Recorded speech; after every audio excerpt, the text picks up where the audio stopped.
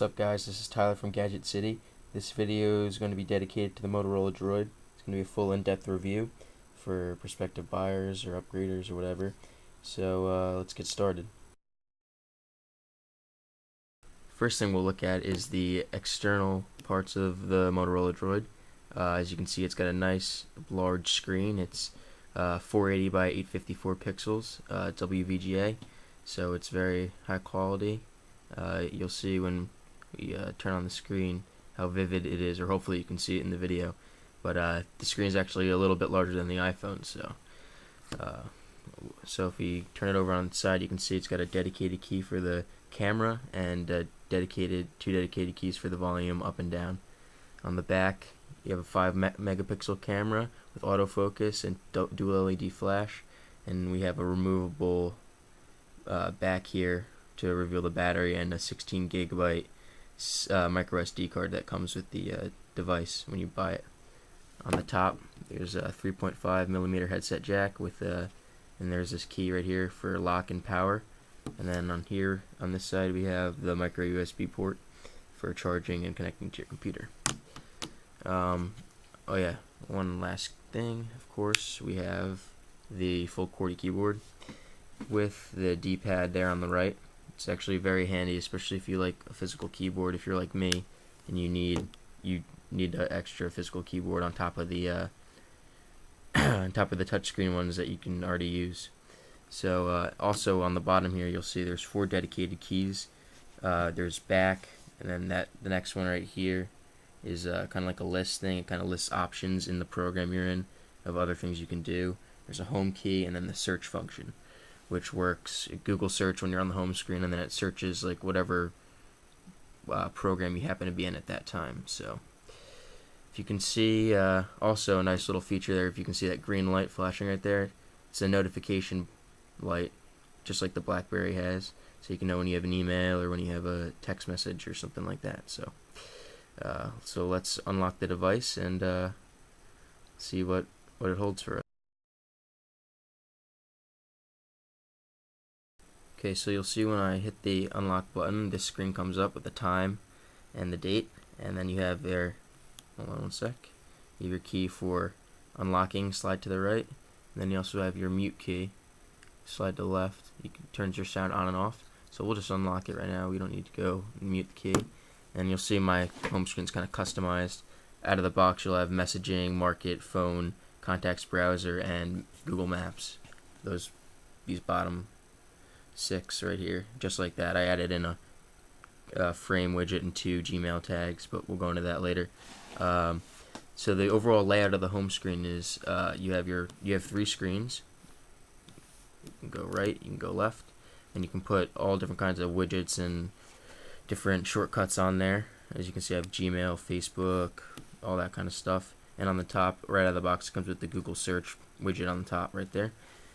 You have your app drawer on the bottom. All you do is slide that up, and it's got all your apps in it. Very smooth scrolling too, as you can see. Not as smooth as the iPhone, but definitely comparable. So there's that. And on the top here, you can see, hopefully you can see, there's a notification panel. It's got whether you're connected to Wi-Fi, vibrate, how loud your phone is, battery, wireless, and also on the left shows all your email, if you have any emails or text messages or things like that. And the cool thing is you just slide it right down and it shows you all your unread notifications. Like you see, I have an email, monthly statement, and you can just clear those out if you want, and it just goes right back up, which is very different and a cool thing. So that's basically the look of the home screen. And if you can also see my wallpaper, when you scroll, it kind of follows it. It changes the wallpaper. It kind of pans the picture out, which is not a big feature, but very nice visually. So that's pretty much all about the home screen.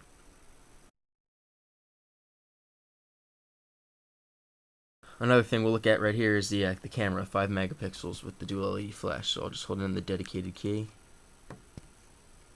See how it's displayed. Very nice.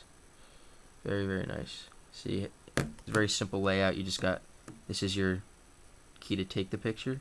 This switches it between camera and video. And this right here, it just looks at the last picture you've taken. Oops. Take a look at that. My bad. Take a look at the last picture you've taken. You can share it and everything all right from the screen, or set it as your background and all that. It's very, very good. You just hold down. You can hold down the camera key too. Just takes it. You saw the dual LED flash go off, which works great if you're in like a room. Works just like a normal camera. And it takes, as you can see. I don't know how good this picture is going to be, because I'm not really in a good place with lighting, and got like this plastic surface on my desk here, so it's kind of reflective. But if you can see, if you could see from my position, the camera quality is amazing, and it really uploads really well on computers too when it stretches out to Facebook and all that kind of stuff. So another great feature about the Motorola Droid. The next feature we'll go into is messaging. So you go in here, you have your text messages, lists all the conversations. It's by person, and then when you touch on one person, it goes into the in-depth conversation. So when you want to compose a new message, you just go to the top right here, click compose message, then you hit 2, type in a name, just type in someone's name real quick, doesn't really matter, whatever, click that, then you just type in your message. Here's the keyboard. Keyboard actually works very well. The predictive text is very nice. It's kind of hard for me to type with my left hand here. Switch hands later in the video, but that's basically it, and then you just click send. It's very simple, very straightforward.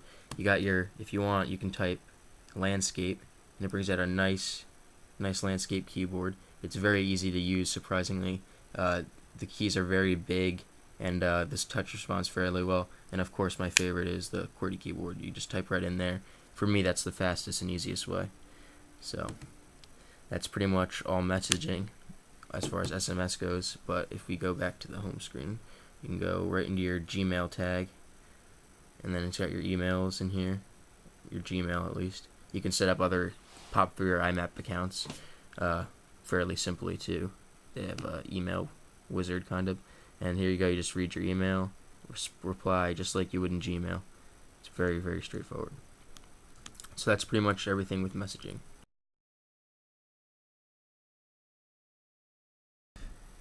The next thing we'll look at is the Android browser. It's very nice, very fast, as you can see. Right now I'm connected to Wi-Fi, my wireless internet connection here at my house, but even on Verizon's network, it's very snappy. It's very, very quick. So if we go, let's load like a heavy data intensive site like CNN, CNN.com. There you go. Click on that and just watch how quick it goes. I know there's other videos with speed tests in the iPhone 1, obviously, but this is very quickly too, and it might have just been dependent on where the people were making the video. If you could see how much data is here and how quickly that loaded, and look how nice it is. To zoom, right now with Android 2.0.1, just double tap to zoom, but I have to say it does a good job when you're looking at articles and things, because it just zooms in as far as makes the text as wide as the screen, so you're not missing anything. You don't have to scroll over usually. So it's very nice, and then you just double tap to zoom out. With Android 2.1 though, the update that's coming out pretty soon for this device, you'll be able to pinch and zoom just like you can with Google Maps. So that's pretty much the browser. Very good experience, very smooth scrolling, and it loads websites very well and just how they are. So it's definitely one of the great features about this device.